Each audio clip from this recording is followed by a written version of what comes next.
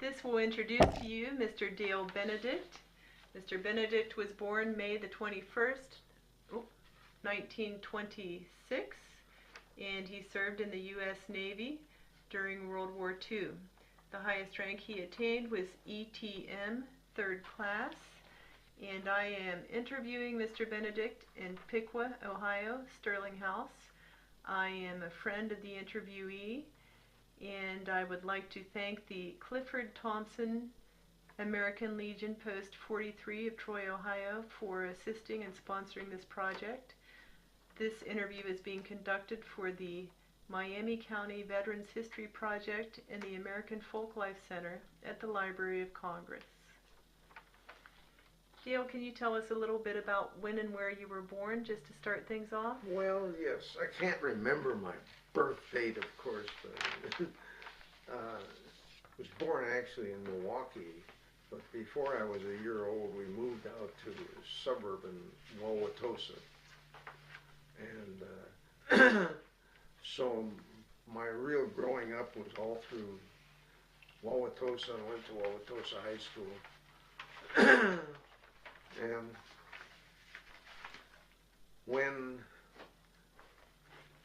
I remember a certain Labor Day in 1939 when I came down, my mother had a very weird look on her face, and I said, "What is wrong?" And she says, "Hitler has just invaded Poland." And I think at that time she figured that her kids were going to get involved. And then, you want me to go right on into this then? Sure. Yep. When I got into the senior year of high school, we knew that everybody was being drafted directly out of high school or had already enlisted. And so I found out that the Navy would give us guaranteed entrance into electronics training if we could pass a certain examination. And they gave us this examination, it was, as I recall, it was close to 4 hours. And me and several of my high school friends succeeded in passing it. And what they did to us was we then took a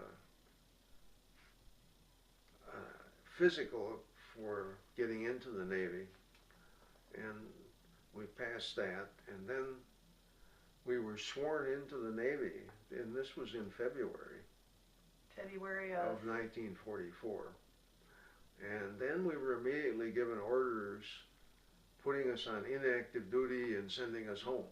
Ah, and tell me a little bit about your home. What did your parents do, and did you have any siblings?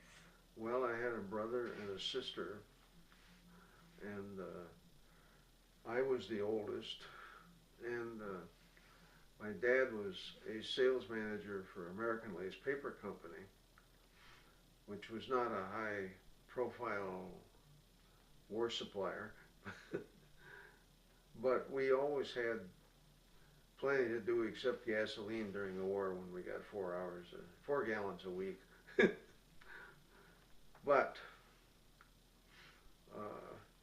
he had been an army man, and in fact, going back in the history of my relatives, they'd all been army people through the Civil War and Spanish-American War and all the rest of this stuff.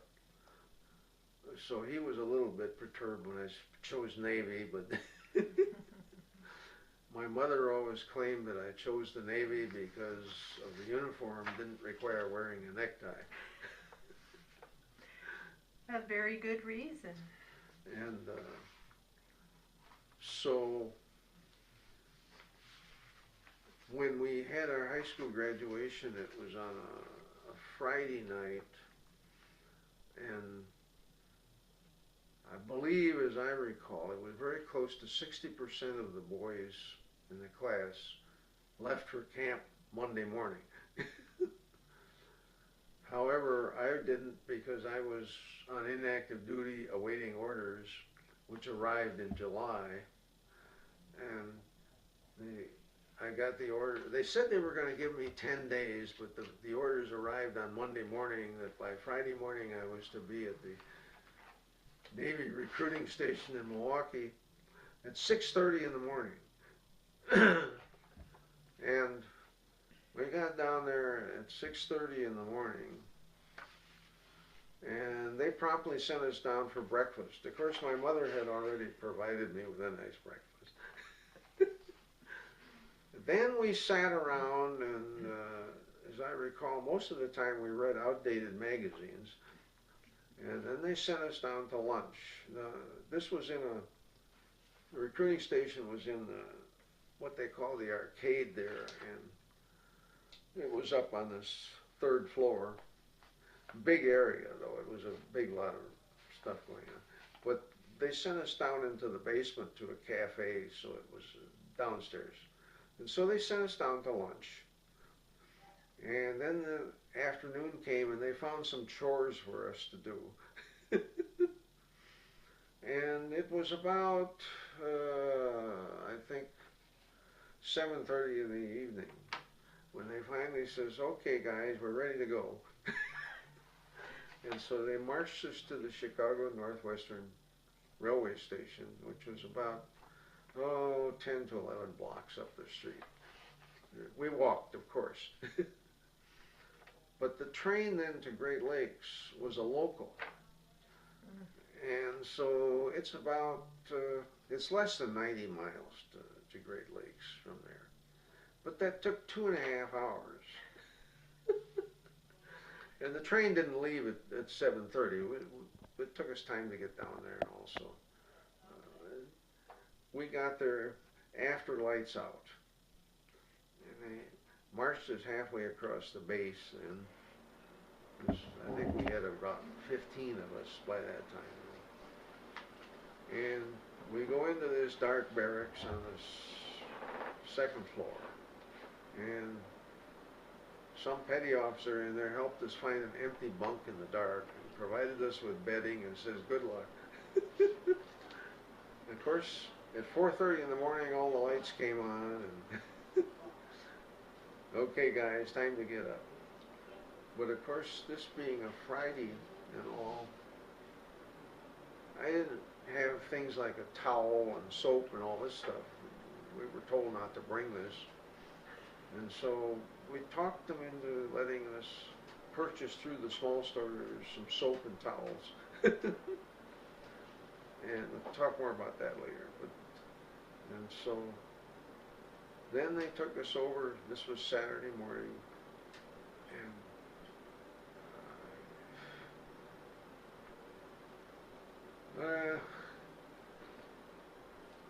gave us a physical, the same physical we'd gone through several months before. But they wanted to make sure we hadn't busted a leg or something at the time. But they couldn't issue us uniforms then. So we went back to the barracks and did nothing for a while. And Sunday morning, we were instructed, "You're going to church." We weren't given a choice. It was very interesting because the service was very close to the Episcopal morning prayer service.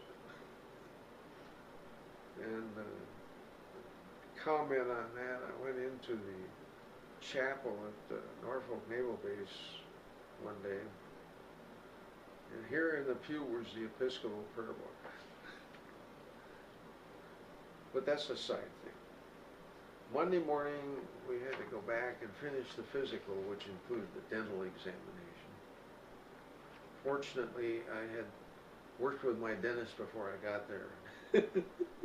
Had everything in shape. And then we were put into a room where we stripped down to birthday suits, and we folded our clothes up and put them in a box and addressed them with an indelible pencil. Everything was in an indelible pencil to our mother. And they sealed the box up and shipped it all home. I can give you a side story on that. My cousin went through that same procedure And he thought, well, he's coming in from Seattle, Washington. He said, I don't want to take any good clothes. I'll just take a bunch of old stuff and throw it away when I get there. And he said his mother got this old torn up rags and she couldn't figure out why he sent those home. But then they took us through this deal, all in no clothes, of course, and the guy in the next room looked at us and determined our size and issued us uniforms and work clothes and towels and bedding and you name it, and a sea bag, and stuffed everything in the sea bag and threw it on a truck outside. Of course, it had a tag with our name on it, so they could get it. And of course, by this time we were able to get dressed with one set of uniforms. And then they said, we'll take you over to what they called the Green Bay area of Great Lakes, which was probably 1.5 miles across the base. And of course, our clothes got to dry in the truck over there, but we got to walk. So your first impressions were not really that positive during that weekend, I'm thinking. Well, it was fun. Were any buddies with you? I had one guy that was in my high school class with me. What was his name, do you I remember? can't remember his name, no. Copana, I think was the name, but at any rate. We got over there and they brought one of the boot camp was, this is boot camp, and of course boot camp gets its name from the fact that the recruits there all wore leggings up around your ankle and leather and laced up, and these were boots really, and so then they were organized into divisions, companies and divisions, and we had 8 companies in a division there. And the barracks were barracks that had been erected for World War II, and they had a coal heating system and 2 floors and 2 companies to a barracks. And we got there, and then some of the first things we found out was that how our beds were to be made. And in the Navy, you don't get, we got a mattress cover, and then we got 2 blankets, but there was no top sheet. You slept under the wool blankets. And one of the things you found out was that you had to hang at the foot of the bed. These were double-deck bunks. Each guy, 2 hand towels, one for each of us. And we found out very quickly, and I'd been tipped off to this before, that once you wash these towels, they were never clean enough to satisfy inspection. So that meant we issued 2 hand towels and 2 bath towels. But that meant that right away you only had 1 hand towel because you didn't dare get the other one dirty. And then on Saturday morning you had to put a bath towel up there instead of a hand towel. Now don't ask me why all of this went on, but what we had to do. And so the fact that I had been able to buy an extra towel as I came in turned out to be a real nice deal. I think I paid 50 cents for the towel, by the way. At any rate, being like that we didn't have a top sheet, we had to fold our 2 blankets up square, lay them at the foot of the bed, along with a pillow and a mattress cover. And underneath all of this was a hammock that we got issued. And the interesting thing was later on in our career, they decided to eliminate hammocks. At any rate, So then we were told a few little things about how you refer to things. And the floor is now the deck. We don't want to hear it any other way. And the walls are bulkheads. The ceiling is the overhead. And the doorway was a hatchway. And the stairs were ladders. And then we were also told, by the way, when you get aboard ship, we never want to see a sailor going down a ship's ladder backwards. You always go down forward. And then we found out that, oh yes, we do our own laundry by hand in buckets. And you're supposed to get it clean when you do this, you understand. And we also found out real fast, most of us were 18 years old or thereabouts, and our shaving days were sort of in the beginning. We would shave, every week or so, who cares? We were now told that you were to shave every morning, regardless. We don't care whether you got any beard or not, you shave.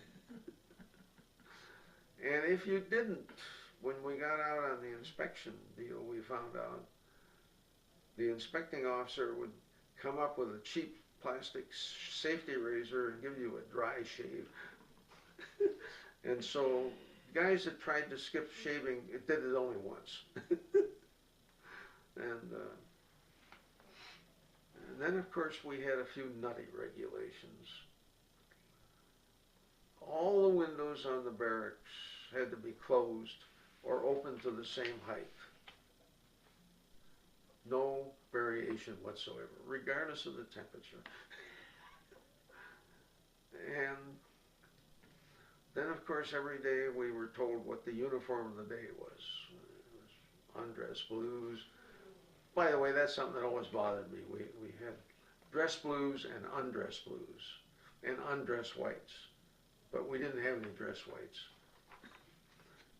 The Navy, by the way, has dress whites, but the only place that the Navy ever used dress whites was if you were assigned to the White House. And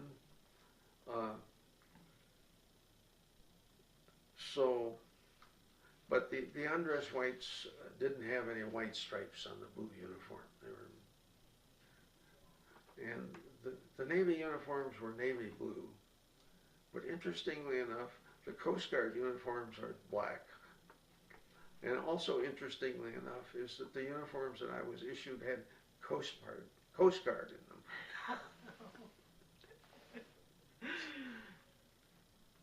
So that's just a few things that come up.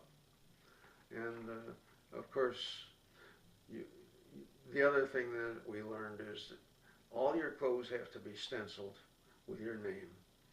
And this is done, you were issued some stencils with your name.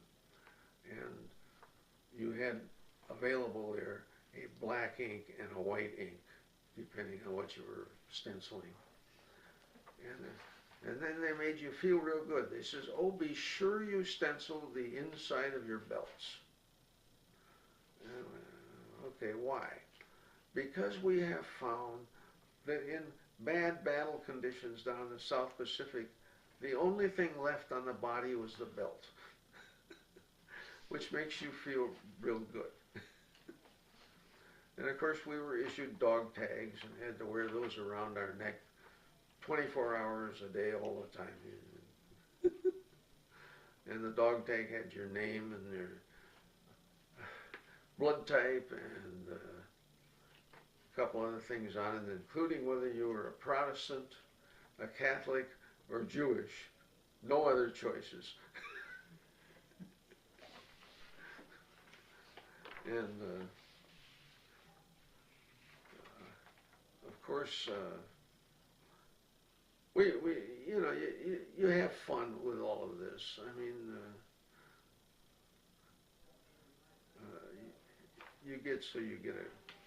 you have your fun times, and most of the time in boot camp we did have the evenings off. We could read and write letters and what have you, and so forth.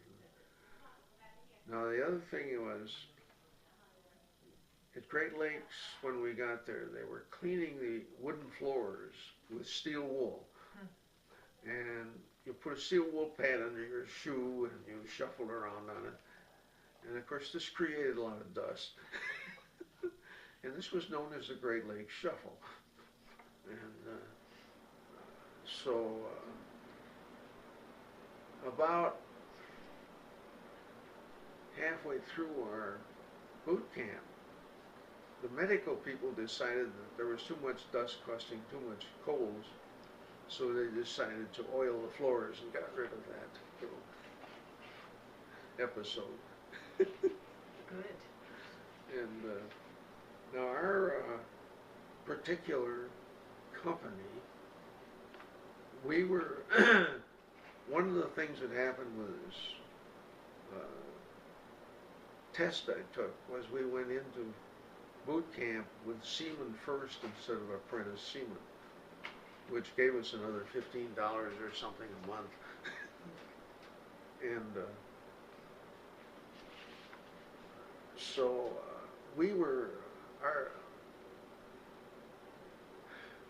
radio tech companies, as we were called, some of us got teasing by the other bunch because we were a little advanced. And we worked up our own songs afterwards, you know. Tell your mother to take down her service flag. You're now an naval RT. And it sort of took all the sting out of the other companies teasing. And then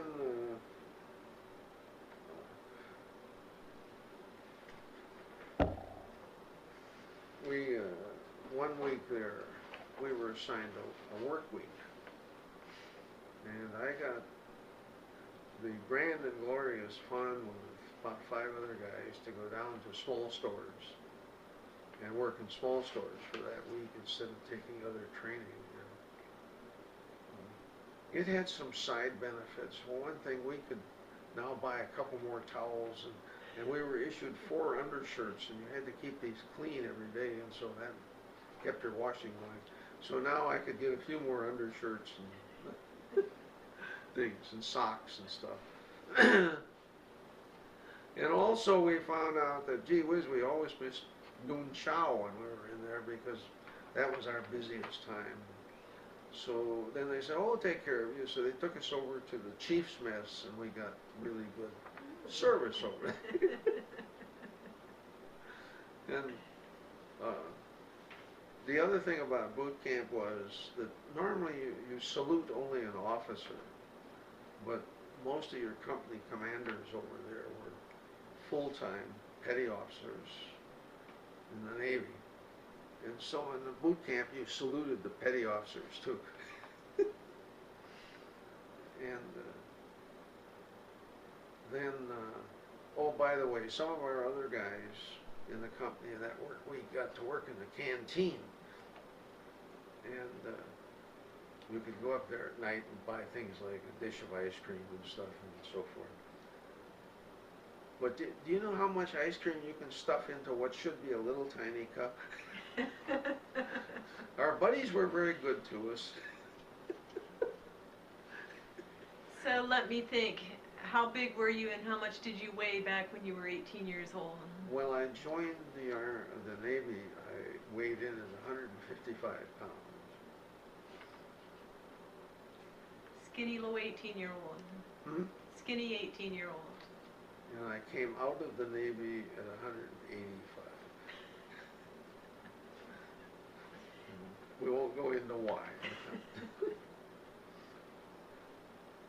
Then, of course, about the second week there, they came up and said, we're going to give you your first pay, $5.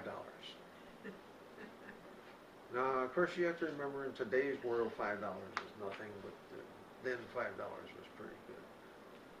And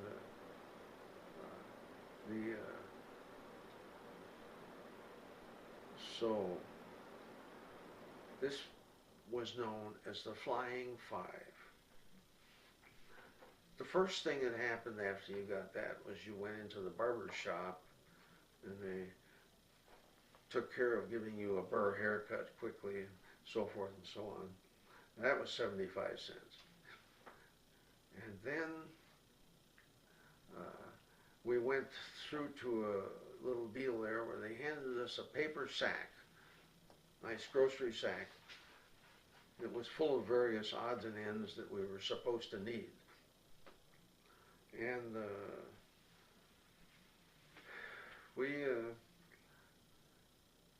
one of the things in there was a plastic razor, safety razor of that time.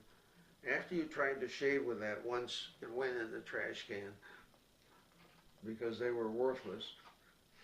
And then they gave us a big tube of, I forget whose it was, Burma Shave or somebody's brushless shave cream, that was absolutely horrible. And as a matter of fact, there were 4 guys out of our 120 guys in the company that liked this shaving cream. So I think each of them ended up with a lifetime supply. Of course, there were a couple of good things in that bag of stuff. I mean, there was a pack of writing paper and envelopes and some pencils and stuff like this. And of course, ballpoint pens had not been invented then. So and of course, we didn't need postage stamps because most people don't recognize this, but during the war, at least, if you put your return address as a naval base on there and your rank, you could write free where the postage stamp went, and that was mailed for you. One perk. So we never need postage stamps.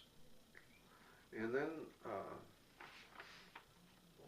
we had to go down. Well, we had lots of different training exercises, some of which were very good, I must admit, including anti-aircraft training. They figured everybody on shipboard had to know how to run those anti-aircraft guns.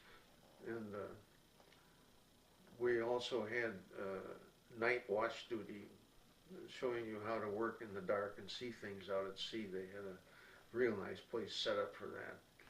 And of course, part of the anti-aircraft training was, side effect was, you were supposed to recognize what enemy planes looked like.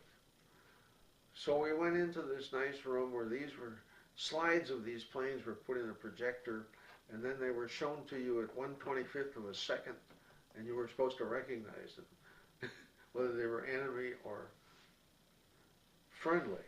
And I think half the company slept through most of this, but that's because the room was dark. And then we had fire training. We went up to fire school, and of course the first thing you realize finally is if you ever have to fight a fire aboard ship, you can't pick which direction you're going to approach the fire from. That depends on where the ship is, you know. And so we had to learn to come in against the smoke in these big oil tanks they burned for us. And they burned, well, the first fire I got involved with is they had a simulated hangar deck. And I got in the crew that had to go up on the top of the deck and start fighting down. There was fire burning and it was getting hot. And our 2 other crews were coming in from the side below, and they messed up on their connections, and so we were up there alone, and I'm telling you, my feet were getting warm. Scary. But then later on they did what they called the Christmas tree. It was a tree in a little house where they sprayed gasoline out of there on fire, and you had to approach this against the wind. And by the way, we were not using foam to put out these oil fires. It was a spray, water spray under high pressure, and it works very well. And so we had one occasion where a fire hose got away from us, and I wasn't on that particular crew, as some of my other buddies were, and they can whip some. It ended up a couple guys in sick bay because they were injured with it. But, then we had rifle training. And we were told we needed to know how to use a rifle because when the Japanese had invaded the Philippines down there, they suddenly had to put a bunch of sailors, hand them rifles and say you were now infantry. So they wanted you to at least to know how to use these things. And I had a couple of guys there in the company that decided that I would not know how to use a rifle. But what they didn't know is that I had had 2 years of training under the NRA in high school. And the NRA was able to do this and get ammunition and train young boys how to use a rifle. And so I had quite a bit of shooting experience this way. And we ended up down on a Marine rifle range 20 miles north of Great Lakes. We had to go down by bus, and we were firing out over Lake Michigan with the O3s, as they called them, from World War I. They were a very good rifle. But at any rate, these on that range, while I wasn't firing, I got the job of being on the phones down to the guys behind the targets. There was a big earthen barrier and concrete deal there, and these guys that worked the targets sat down below this, and then they would pull the target down after you fired, and then they would look to where the hole was, and they would come up with a bunch of little things they had to show you where you were on the target. And these were 50 yards down the field, quite a ways away. And of course the one we always got fun out of was that they had a red flag. And if you missed the target, the red flag went up. But that was called Maggie's Drawers. But I got to be the phone connection between these for our group there. And, these two goof-offs that were teasing me, I don't know, they kept asking to be remarked because they were always getting Maggie's Drawers, and I never saw such a bunch of miserable firing in my life. But at any rate, I never got teased after that because I was the second highest scorer in the company when we got done. Which made me feel pretty good. Now, eventually, of course, we got to leave boot camp and we got a few days at home. Well, we had visitation at boot camp 3 times while we were there. Every weekend they would let us in on a Sunday afternoon. Our parents could come down. And this was not fun. Nice to see your parents, but you were in an open area, fenced in, patrolled by an armed guard, and you went, what the heck's going on? You sat there and would talk with your parents. At any rate,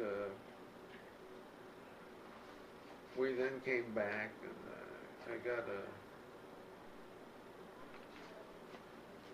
came back to Great Lakes, and I had a little side effect there, even though it was wartime. I had tickets to return to Great Lakes.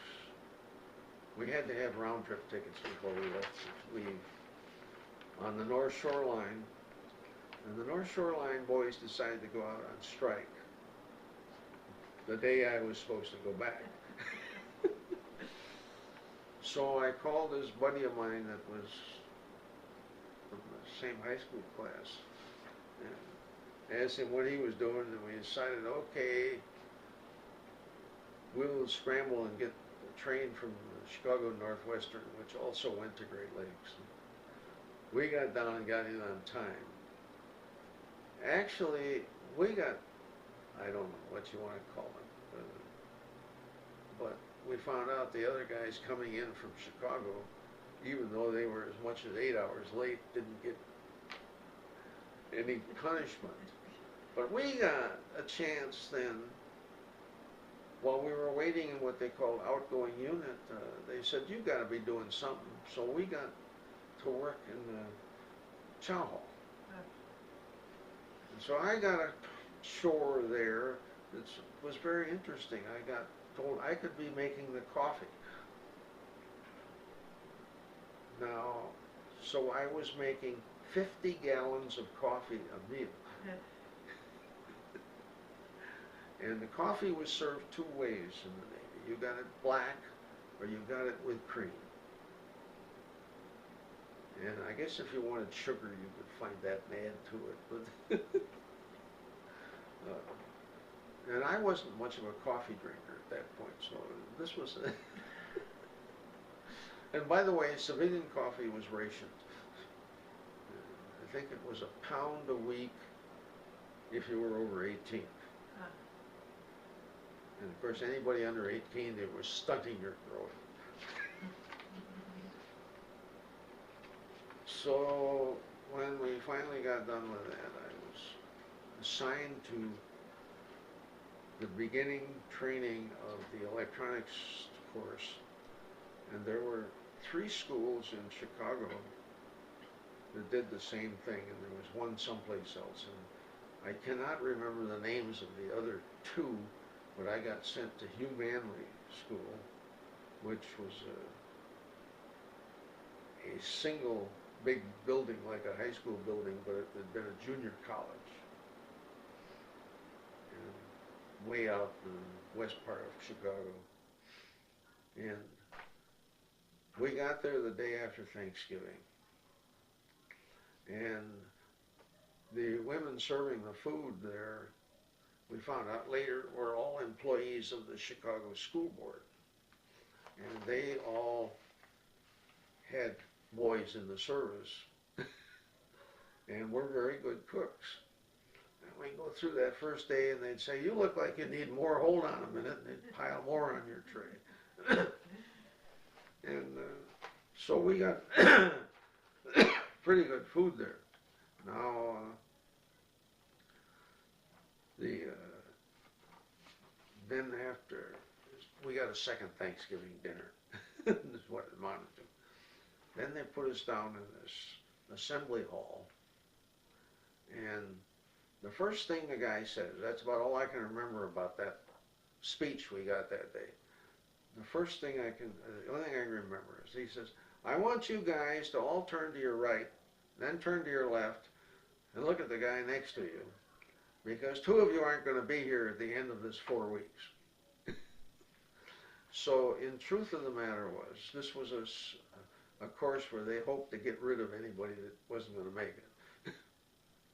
And I guess they got chances to go to other service schools and things like this, but I got halfway in this thing and got sick. I was sent up to the Great Lakes Hospital. And I ended up being in Great Lakes Hospital on Christmas Eve. And this was a small ward, 40 guys or something of this nature. And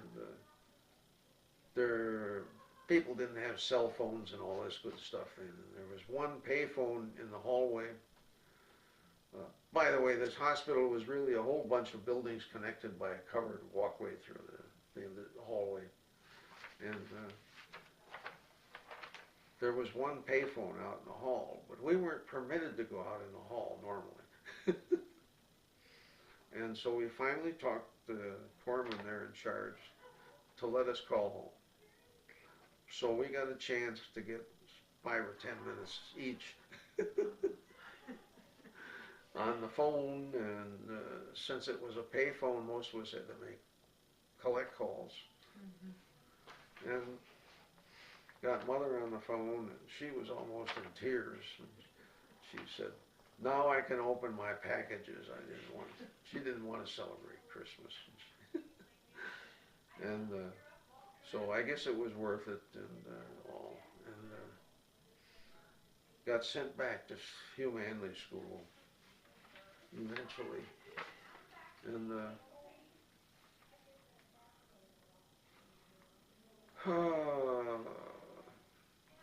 we had in that school several things go on. Of course,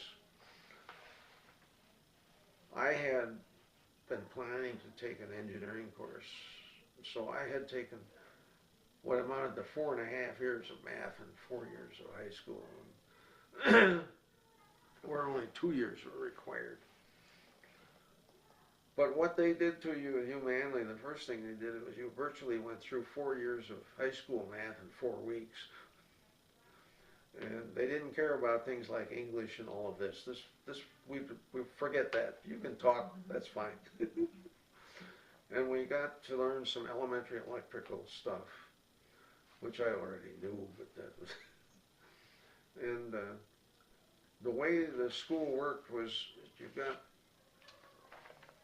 we could get leave or liberty every Wednesday at 6 o'clock in the evening, or on Saturday at noon and Sunday, unless you were below the average in your class on the last test you took, in which case you had to spend an extra 2 hours there and study.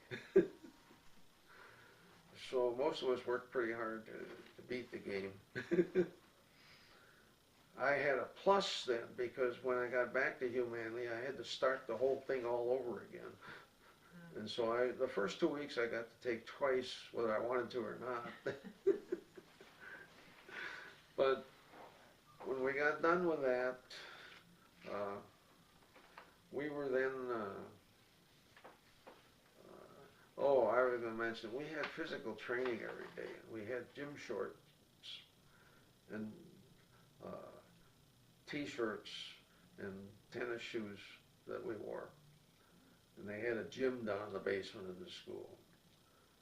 Well, this wasn't so bad, except that the school regularly, every couple of days or so, or 3 days, had a fire alarm drill. And this was now winter time. So I remember going out on one of these fire drills when it was about between 15 and 20, but we were still in gym shorts and what have you, and had to march. It didn't bother them. But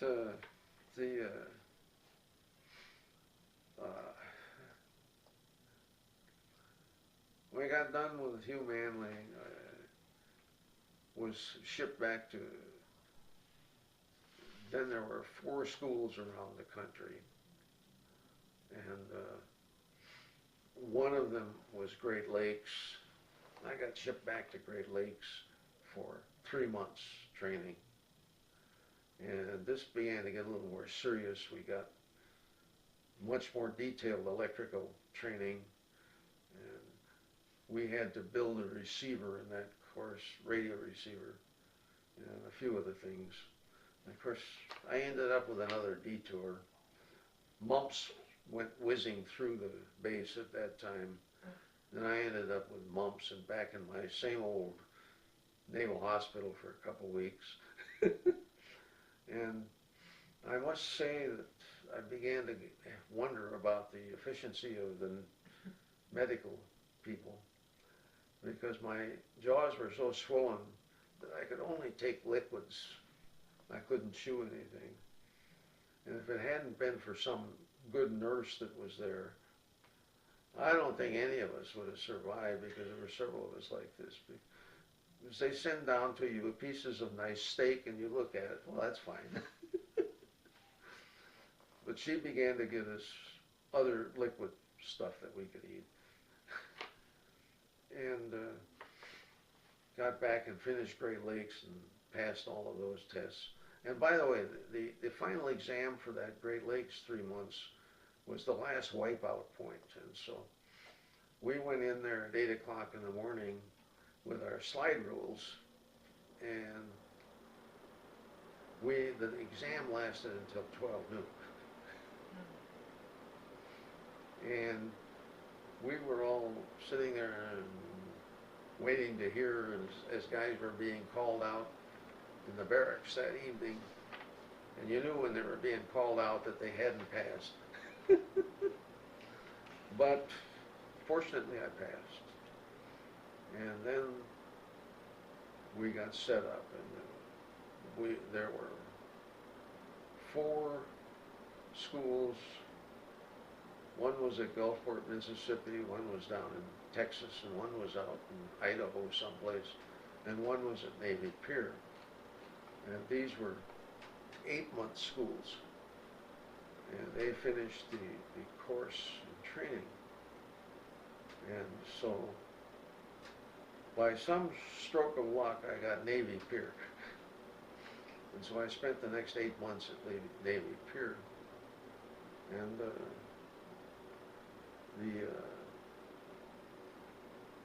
Navy Pier in itself is a 1-mile long pier out into Lake Michigan. And it's split into 3 parts.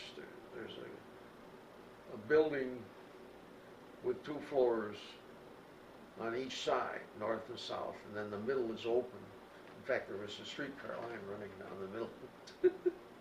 It had been an amusement park before, and it is again. And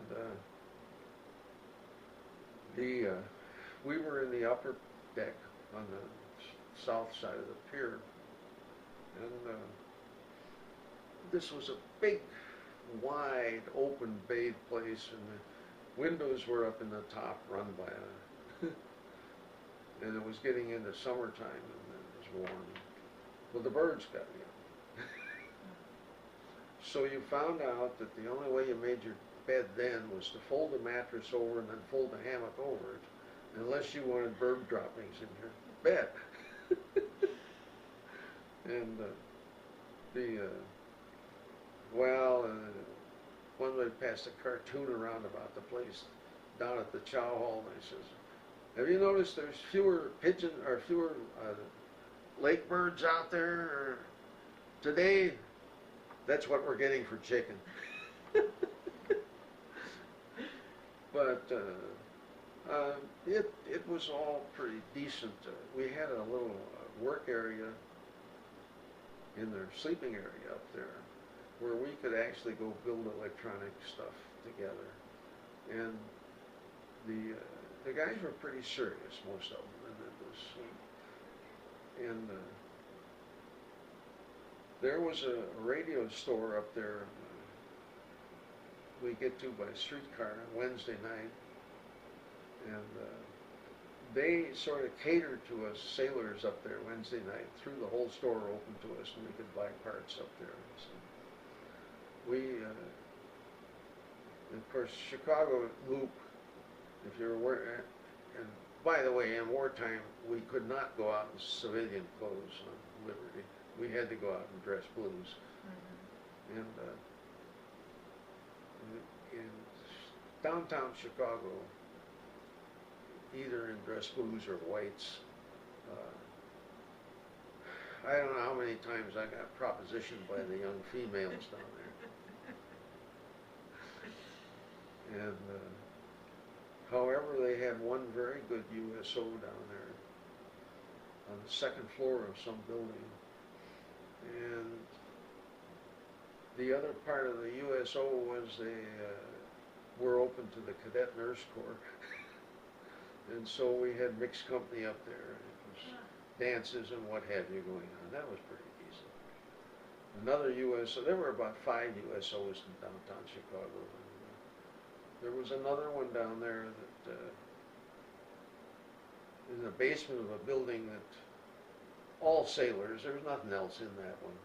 And but they had about 10 pool tables down there, so we go down and we learned to play pool. And so we had our time off, and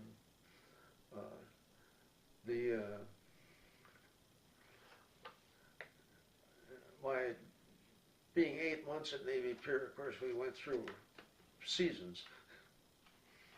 And I remember one night being told I was special watch duty that night. I had to go out on the south gate of the pier there.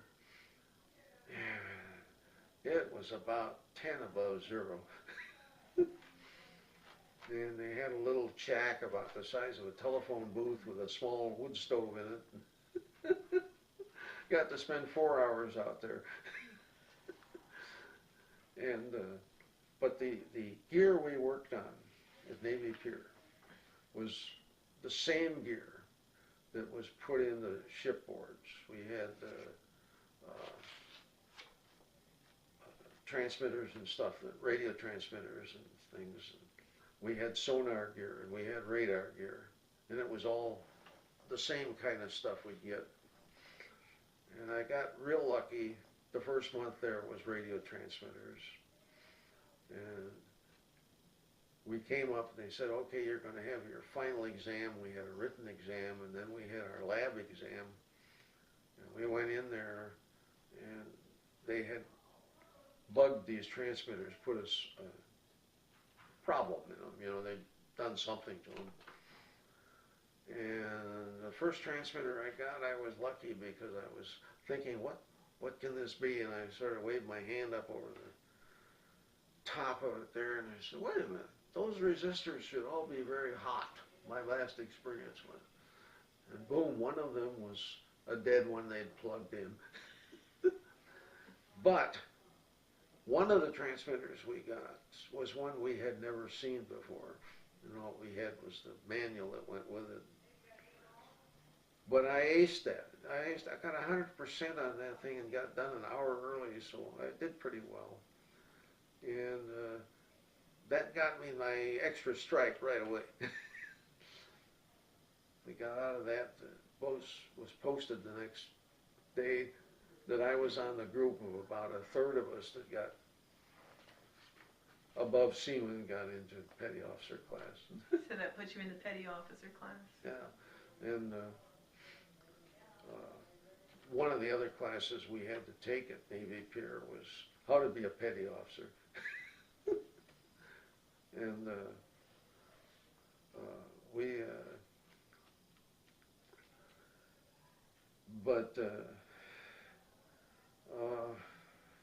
what else was I going to say about it? Oh, we had to air our bedding. That was the biggest joke that I ever saw. You folded the bedding into fourths, you know, just like you'd fold a blanket. Then you laid this thing over a railing outside there on that deck, laid the hammock over the top of it, tied it all with a piece of cord, and it stayed there for 4 hours. Now, I never figured out how it got aired that way, but that's the way it went.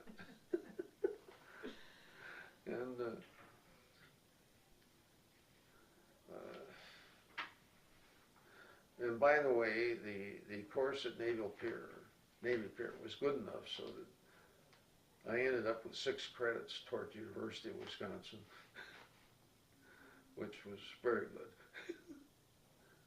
And then finally at the end of this deal,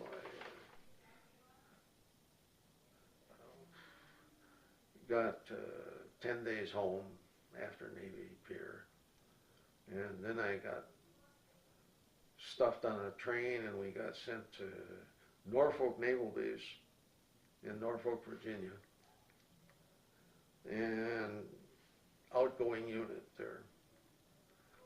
And everywhere you go, they had these waits with outgoing unit, 1 to 2 weeks in these places. And first night there, they said you can have liberty in Norfolk, but we have a little map for you here, and big outline section on it. It says this area is closed to white sailors 6 p.m. to 6 a.m. And then they said, we have found had a couple of cases where sailors have had their throats slit in those areas, which made you feel very good. And I was down in downtown Norfolk one Friday evening when I saw a bunch of patrols come through. Now, short patrol normally in the Navy in the World War II did not carry sidearms. But this comes down, here's 4 shore patrolmen marching with 45 automatics on their belts, and 2 civilian policemen behind them marching down through the area. So it began to wonder, what kind of place is this? I think we are going to close here and then continue. Okay.